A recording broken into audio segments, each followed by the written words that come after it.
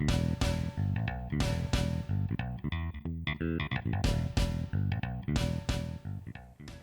name is Gina Paulus, and I'm the owner of Homebodies and Home Fitness Training.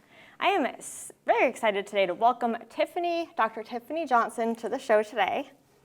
She's going to be here to show you guys a dancer strength training workout, and we are going to have a ton of fun learning this. Are you ready? I'm ready. Awesome. All right, so we're going to start out with some ladders, and this is going to be a great cardio warm-up for her, and it's also going to be a great way for us to get our legs a little bit stronger that will help with dancing. So for the first movement, what we're going to do is side steps through, just like that. You can go ahead, Tiffany, and show us yours. And just all the way down? We'll go down and back. Okay. Beautiful. We do want to try to land with our toes side by side. Perfect. Good. And then notice how she switched legs on the way back. It is good to practice leading with each leg. So for the next one, we'll go with in, out, outs. Okay, so just like that. And you'll notice too, she's on her tiptoes, which is definitely how you want to do all of these ladder drills. These are gentle, light plyometrics. And they're also helpful for people who are recovering from knee injury. Tiffany has experienced some knee pain in her history, so it's nice for us to work on these little bit gentle plyometric work so that she can get back into running, which is also one of her goals. And so next we'll do forward, forward, back, back. So 2 forward and 1 back. Okay. Okay. Good. Nice. Being light on our feet is great, just like she's doing now. And also, the less pressure we're putting into the floor when we do ladder drills, the easier and more gentle it is on our joints. Oh, did that the wrong way. That's okay. So that happens a lot when we switch to the non-dominant side. So it's actually really good practice for people. And she's going to try to recoup here. I'll stop talking and let her concentrate. Good. Sweet. All right, so if you guys are going to do ladders at home, it's great to do this as part of your warm-up. You can always do some chalk drawings on the driveway and kind of do it that way if you don't have a nice ladder like this.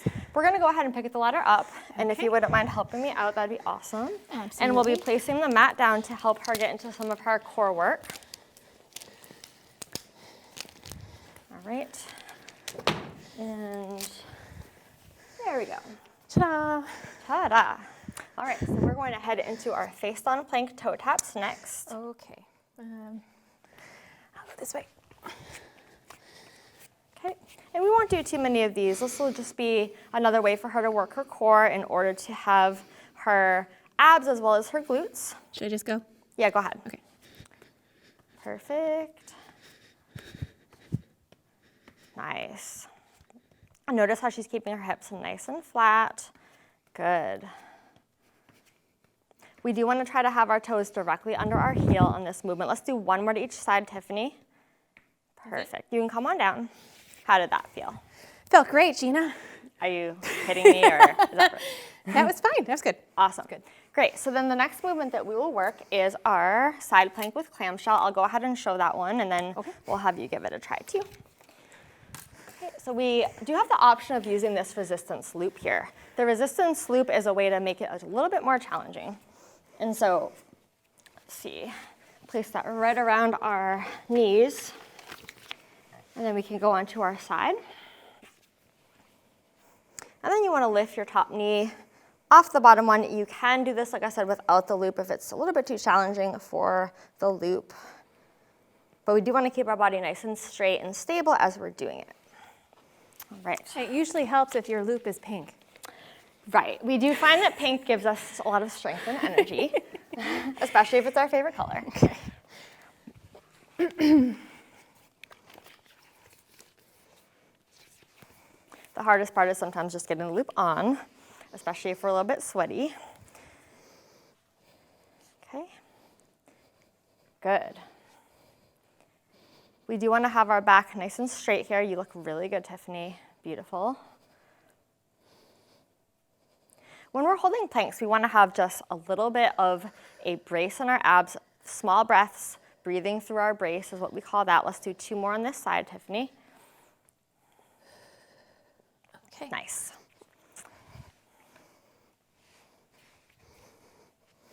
Spinning around like that is optional, by the way. Please don't hurt yourselves at home. Good. Now, when we started working on planks, I was able to tell a pretty big difference in her sides left to right. Lately, things have evened out a bit more, which is great. It's a sign of us keeping our injuries at bay when we have more of an even strength from left to right. Let's go with 2 more of these, Tiffany, and 2 and 1. Beautiful. Okay. Okay. All right, so next we have an ab movement. This one is called Russian twist. We'll be utilizing the kettlebell for this one. So I'm gonna have you back on the floor and you'll hold this. Okay. You'll be balancing on your butt with your feet into the air. And we're gonna try twisting left to right. Beautiful. I went right to left. You know, either or. It all evens out in the end. Good. I listen really well. You know, I'm saying a bunch of stuff. If you hear half of it, that's, you know, better than a lot of people. So I'll give you the credit. Sorry. That's okay. So we have the option of staring straight ahead or looking left to right as you're twisting. Whichever feels more comfortable is totally fine. Good. Let's try 3 more here, and 3 and 2 and 1. Perfect. Good job. All right, so of those last 3, which move do you think is your favorite in terms of abs? My favorite. I like the clamshell the best, actually. Yeah. How come? Well, I feel like that does a lot at the same time because of my old knee injuries that I've been trying to nurse back to good health. Yes. So I feel like it does ab stuff and knee stuff at the same time. I hear you. Yeah, I love kind of a combo move of getting a couple things done at once. It feels really, really good. Multitasking. Yeah. Exactly, exactly. I'm trying not to use the phrase kill 2 birds with 1 stone, but there, I said it. I'm working on it, guys. So next we're going to be doing a little bit of hamstring work, and we'll be able to use this chair. So Tiffany, I'll have you go onto your back, and you're going to use, oops, can't lose the flowers. We're going to use the loop for you, so you can go ahead and lie right on your back. What am I doing again? And so the next movement is just way? follow along with me and you'll be good. Okay. So go ahead and lie on your back. Your feet are going to go right on the chair. Okay. The nice thing about having a trainer is you don't have to think, right? Yes, this is true. This is true. So we're going to put this on around your feet, and I'll have you kind of get that on yourself because I kind of draw the line at getting the equipment on people. Okay. All right, perfect. So let's actually move it right to your lower thigh. And I will hold this chair just because I'm not totally sure it's going to stay. Folding chairs are awesome for home workouts, but we tend to put them against the wall for safety, right? Want to be nice and safe.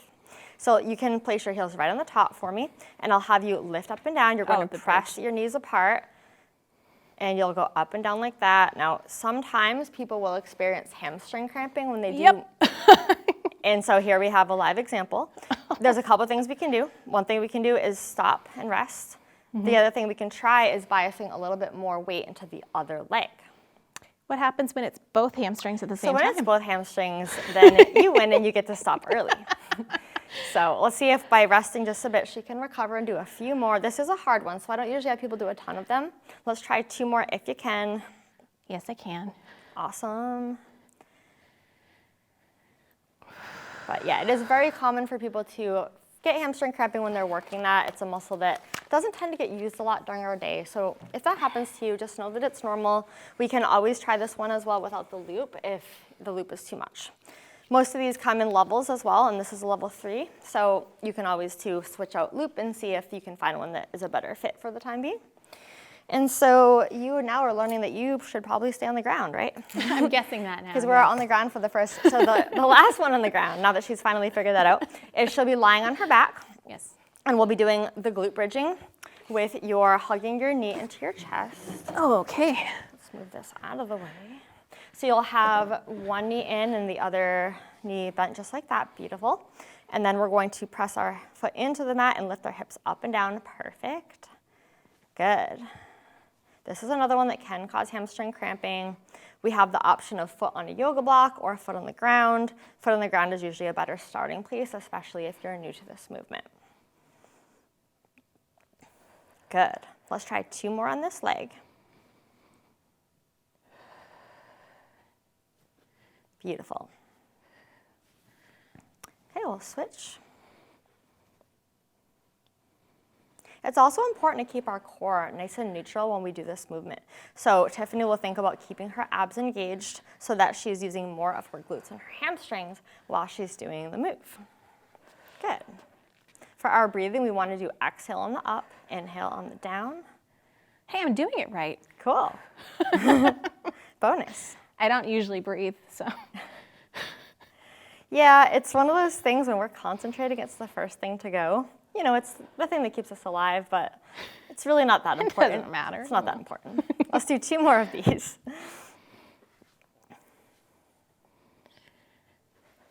Great. All right, so you can have a seat on the mat while I just explain a couple things about what we just did. So we worked her abs, we worked her glutes, we worked her hamstrings. All of those muscles are going to be really important for dancers, of course. If our core isn't stable, what's going to happen is our body won't have the tension to be able to do what we want to do when we're doing any type of dance. So lower body, of course, is a great focal point for our strength training with our dancers, but there are, of course, other parts of our body that we'll want to work too, so I'll be bringing in a bit of arm work, and we'll be doing some weighted work next, which will be all the better because if you have the ability to lift a weight, then your body, your own body weight doesn't feel quite as heavy anymore. So it's definitely a powerful way to help with your dancing strength. So I know you haven't had a ton of practice with dance since we've begun working together, but I mean, I'm expecting that you'll probably bounce back into it sooner with this work. Oh, absolutely. Yeah. Yeah. That's no, what I'm expecting. Absolutely. Cool. We'll have to do a sequel and maybe see how that all Yeah. So the next thing that we'll be doing is our goblet squats. Okay. And so goblet squats, you want to hold them right to your chest. And we're going to inhale down, exhale press. One important thing on this, and I'll show you guys, is we want to make sure that we don't do an extra hip thrust at the top. We don't want to do that because that can put some stress on the front of our hip capsule. So just like that is great. You can go ahead and show us yours. We'll start with front view. Yeah, front view is great, and that way they can see the knees and the ankles and how we want that. So we do want those knees tracking over the ankles. A lot of people will ask me, hey, how do I put my feet? And it's really hard to say because everyone's hip is built a little bit differently. Sometimes even left to right, we're gonna have differences. So generally, a little bit of toe out, as Tiffany's doing here, is perfect. And then we wanna make sure that our knees are tracking over our feet, just like she's doing. Let's go ahead and show them the side view next. Side view, okay. And then spacing-wise, same thing. You can test out different spacings. Most people will settle on slightly wider than hips. And we're really going for just feeling those hips, getting that great work, but we don't want to have any type of pain in our knee or our hip with this. Let's do 2 more of these. The other thing you can notice too is having a shoe gives us a little bit of an ankle lift. And so, like she has here, if we need more of that, we can actually purchase a shoe with a higher lift if we do have any type of pinching in the front of our ankles. So, and then barefoot, of course, would be the opposite, where we're going to get a lot of stretch in the back of the ankles. The next one that we'll be working on is an exercise called calf raise, arch, lock, unlock. Now, with this one, I find that a lot of people, when they do their calf raises, they're going to do one of these. And their hips kind of go forward. I'm exaggerating it a little bit, but that's what will happen. And when we're doing that, we're actually pulling ourselves forward more with the front of our legs rather than using the back of our legs as well as our arches. So oftentimes I'll have people hold on to something to help them with balance so that balance isn't distracting for them. So for today, you're gonna get to hold my shoulder. Lucky me. I usually charge people for this, but so you can stand next to me and just light pressure there and just help with your balance. First step, what we're gonna do is we're going to engage our arch. We're going to do that by imagining our heel presses toward our ball of our foot. You can't see that. There's not a lot to see, guys, but just like stay with this. You can feel it. Stay with this. And so now you're going to do a calf raise by lifting your heels up, beautiful, and then you'll go back down and then you'll let your arch go. Again, you can't see it, but trust us. It's happening. It's slowly happening. Go ahead and do another one for me. So there's basically 4 steps to it. Engage, lift, lower, disengage, okay? Perfect. I will oftentimes have people do this off a staircase, but that can be a lot at the beginning. So doing it on the ground is perfectly fine, especially if you're new to this movement. Let's try 2 more of these. Good. Nice. Perfect work. Great. So ways to progress that one too can be working single leg, and that's a great way to up the ante if you're finding that those ones just aren't really doing the trick anymore. Okay. Yeah. So we are going to move into a bit of arm work next. One thing that is important for dancing is for the ability to have that strength and endurance to hold our upper body throughout an entire practice or throughout an entire performance. So bent over rows are a great way to work that. Mm-hmm. All right, so I'll give you this, and I'm going to bring the chair out. We're going to have her place her hand on the chair, so you'll end up like so. And you're going to pull up and down that way. So some people will do this on a workout bench. That's great if you have it. If you don't, then a setup like this works just as well. She'll be exhaling as she pulls. She'll be imagining that her shoulder blade is sliding toward her spine. Good.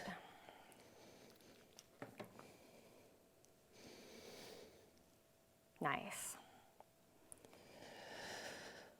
One thing to watch out for is we don't want to see the torso twisting a lot. So as you guys can see her from the side, you want to make sure that for watching her now, but of course at home you'll watch yourself in a mirror or some sort like that.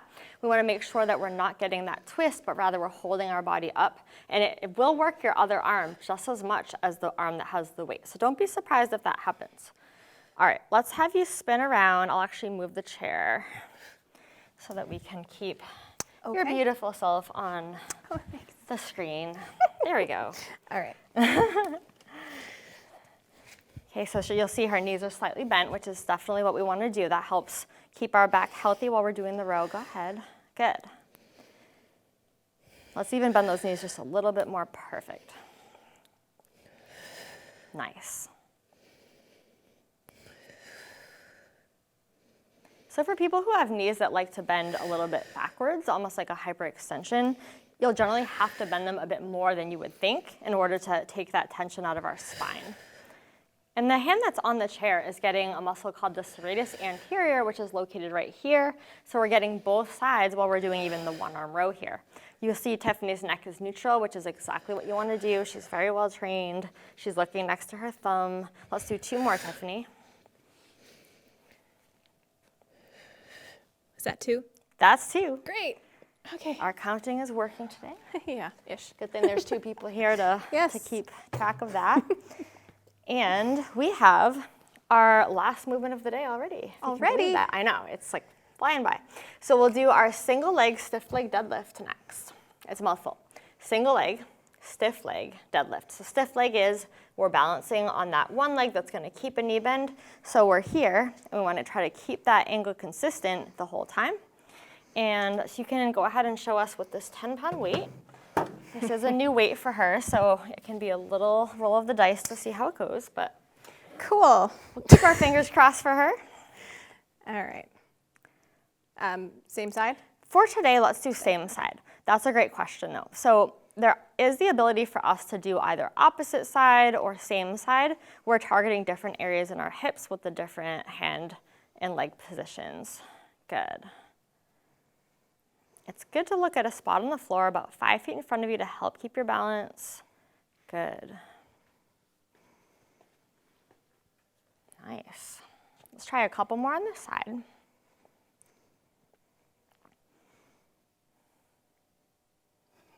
So obviously with one like this, there's a lot of carryover into our balance abilities. Even though you're not doing this exact position in dance, you're still working that leg and you're getting those muscles nice and strong and used to the balance. So. That was 2, right? Yeah, you're good. You can switch. This way? Okay. It's up to you. Whatever floats your boat. Whatever floats my knee. Right? Good.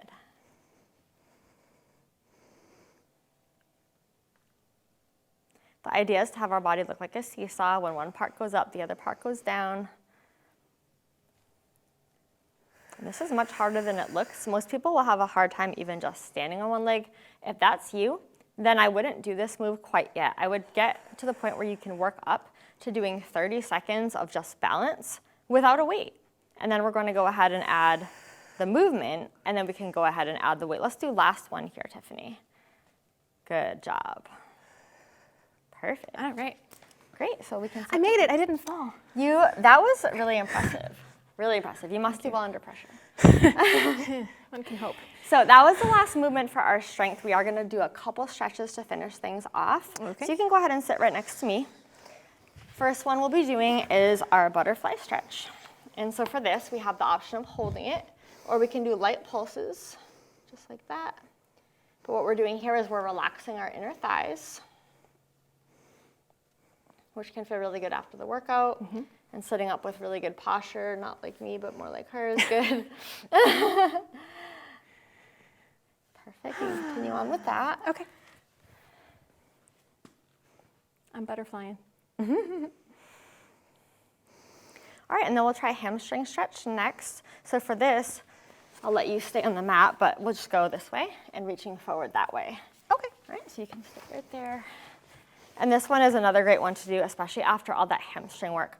I find that most adults have a stronger front thigh than back, so I tend to load up more hamstring work in people's programming. The other thing to note is that Tiffany has had some knee issues in the past, and so for her, working a little bit extra on glutes and hamstrings is good so that we can help balance out her leg, because the knee is going to be what feels that pressure between our hip and our ankle.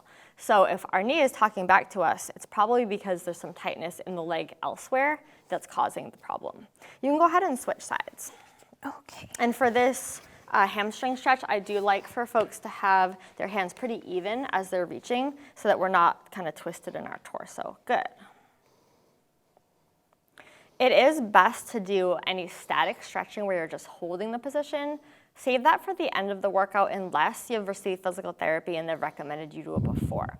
The reason is holding a stretch makes us a little bit weaker, just temporarily, but the effect can last about 2 hours.